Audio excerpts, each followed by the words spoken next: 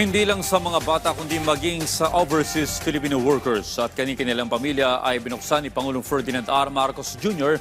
ang Malacanang para ma-enjoy sa isang gabi ng pamaskong sorpresa.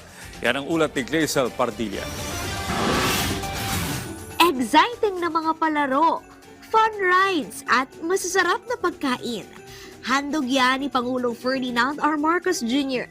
sa overseas Filipino workers na inibitahan sa Taras sa Palasyo sa Malacanang. Ito yung panahon para sa mga OFW families to roam freely in the Malacanang grounds dito sa handog na mga palaro at mga pakain at most especially makapiling nila ang ating mahal na Pangulo. May pagkakataon na magsaya, magdiwang ng Pasko ang ating mga OFW families. At tandaan natin, being an OFW is all about family. Nasa 4 ang OFW at kanilang mga pamilya ang lumahok sa Taras sa Palasyo.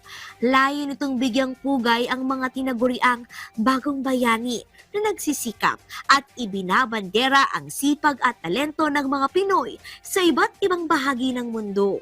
Laging sinasabi ni Pangulo na iparamdam sa inyo yung pagmamahal at yung talagang hindi lang salita yung bagong bayani, kundi nararamdaman nyo. Mula sa OFW lounges, sa digitalization, sa iba't ibang serbisyo, mas mataas na benepisyo para sa OFW at pamilya nila. Tampok din sa event ang mga OFW na nagpakitang gilas sa pagsasayaw at kanta.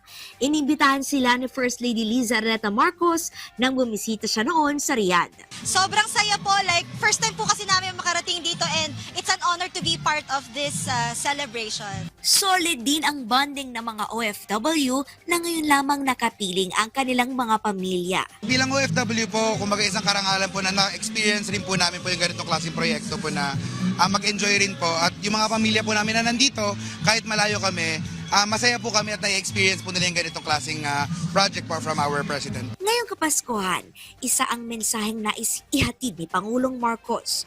Ang sakripisyo ng mga OFW, taos-pusong kinikilala at pinasasalamatan. Glacel Pardilla para sa Pambansang TV sa Bagong Pilipinas.